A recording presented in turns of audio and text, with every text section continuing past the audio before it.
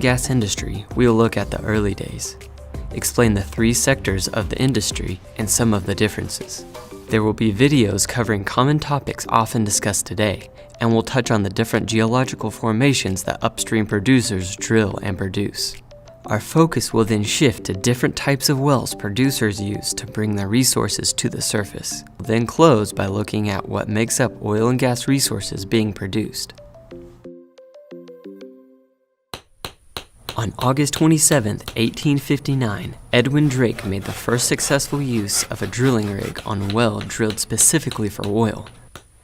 Historians believe that the need to find a replacement for whale oil was the motivation for this endeavor. Early production sites looked nothing like today's locations. They do tell us that artificial lift has been important to the upstream sector from the beginning. This derrick was needed to pump oil to the surface. Getting the product to market has always been a challenge. This was the beginning of the midstream sector. Once the resources reach the surface, like most commodities, they have to be delivered to the market. This flowchart shows the 3 different sectors of the oil and gas industry. The upstream industry finds and produces crude oil and natural gas. The upstream is sometimes known as the exploration and production sector, or EMP. Today, there are several ways that an EMP company artificially lifts the resources to the surface. A modern version of the wooden derrick that we saw earlier is represented here in this photograph. The midstream industry processes, stores, markets, and transports commodities such as crude oil, natural gas, and natural gas liquids, or NGLs. Those NGLs are mainly ethanes, propanes, butanes, and sulfur. Midstream companies are a vital link between the far-flung petroleum-producing areas and the population centers where most customers are located. The midstream landscape can vary from one location to the next. It all depends on the resources being produced and the volume of that resource.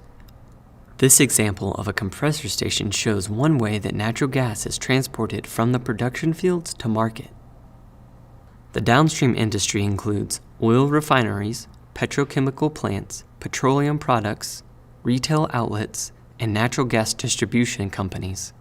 The downstream industry touches every province and territory and provides thousands of products such as gasoline, diesel, jet fuel, heating oil, asphalt, lubricants, synthetic rubber, plastics, fertilizers, antifreeze, pesticides, pharmaceuticals, natural gas, propane, and a lot more.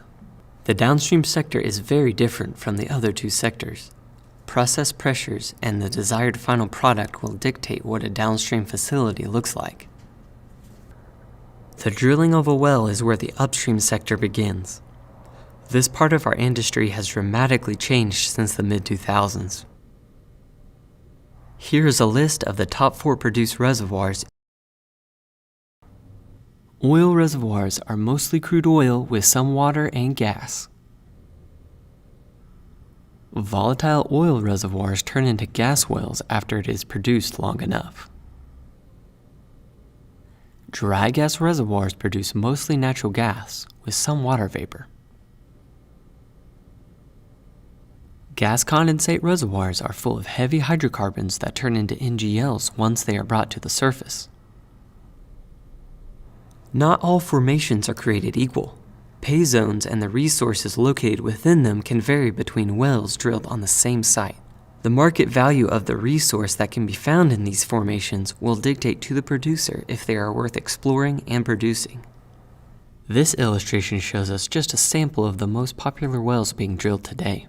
Not all well types exist in every production play. Conventional gas refers to natural gas that has been produced from reservoirs using traditional drilling, pumping, and compression techniques. Shale gas is natural gas that is found trapped within shale formations. The shale needs to be fractured in order to produce the gas. Coalbed methane is a form of natural gas extracted from coal beds or coal seams. The term refers to methane that's been absorbed into the coal.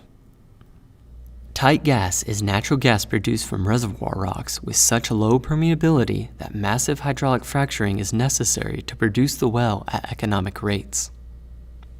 When the natural drive energy of a reservoir is not strong enough to push the oil to the surface, artificial lift is employed to recover more production. These units bring emulsion to the surface and take liquid head pressure off the tubing. This allows natural pressure in the wellbore to free flow the well.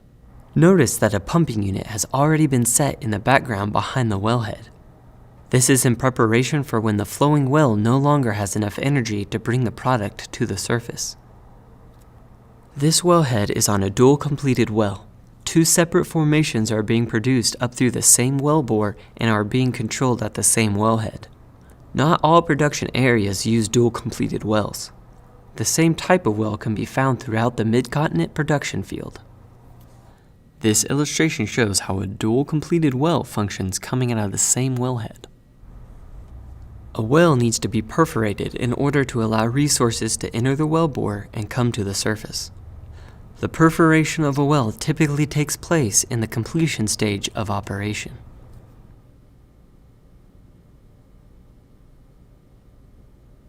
An oil well is not just producing oil. The well stream can vary in makeup from play to play and from well to well. This is a list of what may be found in an oil well string. The ratio of oil to water or fluids to gas determines if a well is considered a gas well or an oil well. This chart shows a breakdown of different hydrocarbon properties. These properties can aid or hinder in the separation process. Understanding each is something that we will look at in future chapters. This list is a breakdown of what can be found in unrefined natural gas. Each of these components presents challenges to the producer.